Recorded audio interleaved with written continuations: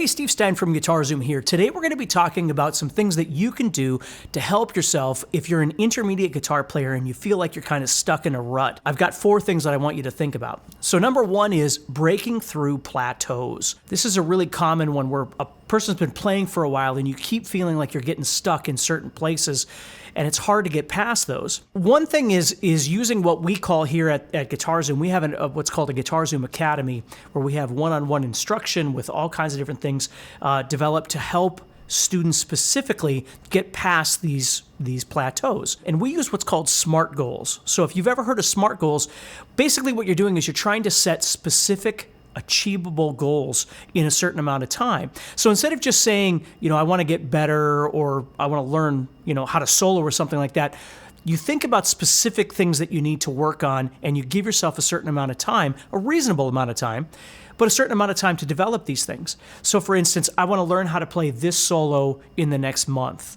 or I'm going to learn how to visualize this particular scale on my fretboard in all the positions in 2 months or something like that. And you can set up multiple different goals, but what I found with students is if they give themselves deadlines, even if they're mock deadlines, deadlines like you join a band and you've got to learn 30 or 40 or 50 songs or something like that by next Thursday, right? That's a legitimate deadline. But maybe you're not in a band, maybe you're not playing with other people, but you can still set up mock deadlines for yourself where you can say, okay, by next Sunday, I want to be able to play these 2 songs, or, I want to develop, I want to learn how to play this solo or whatever it might be. So sometimes even setting up those deadlines can really help you a lot. And again, remember, if you ever need help with this sort of thing, if you're looking for maybe some personalized instruction, it's hard for you to understand what you're missing or how to create these paths, you can always head over to guitar-zoom.com and we can help you with these things. So number 2, developing speed, accuracy, and confidence in the small things. Now, what do I mean by that?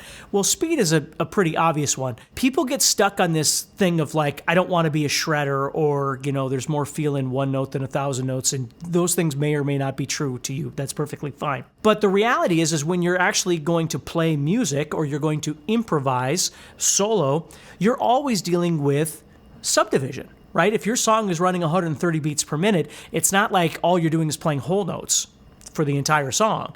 I mean, you're going to have half notes or quarter notes or eighth notes or 16th notes. And so it's important to understand that element, that technical element of being able to play, we can call it speed, but really understanding that subdivision is very, very important because it enables you to be able to play things that maybe are a little more difficult, maybe a little more complex. But certainly if you're working in the improvisation world, it adds energy. Like if you think in your head, if all you ever did was play quarter notes, and your singer sang quarter notes and your drummer's only playing quarter notes, it would sound very strange. Like the whole point is that everybody's able to move through these subdivisions at various stages and make music sound more musical, to be able to build energy or go the other direction and play a little less and make things a little more spacious.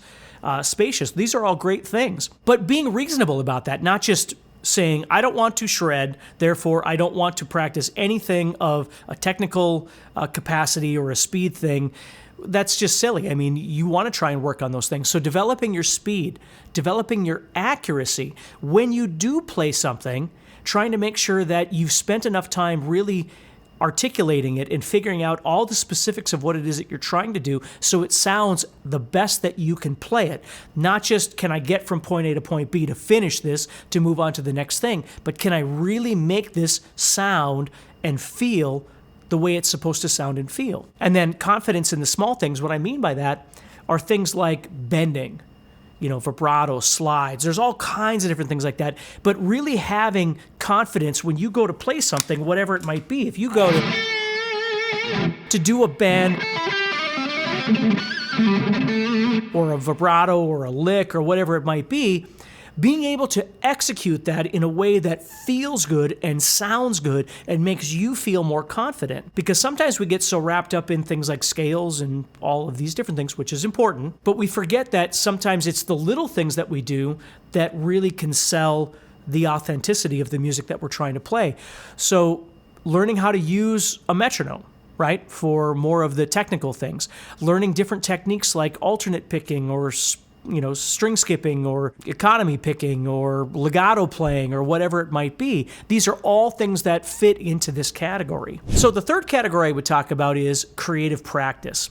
I always talk to people about buckets of practice, and one of the buckets that I find that a lot of students don't spend enough time in is taking all of the things that they're learning and trying to figure out how to take this stuff and put it in the creative bucket, I'll call it, which is when you go to improvise or you go to, whatever it might be. I'm certainly going to use improvisation as our example. How well can you connect to the musical situation, the jam track, backing track, band, whatever it might be, in a musical way? Not just how many scales do I know and how much theory do I know and blah, blah, blah. But when the music actually starts, are you able to respond to it on a musical level and not just spitting out ideas that your brain says, oh, remember you practiced that last Thursday, you better play that.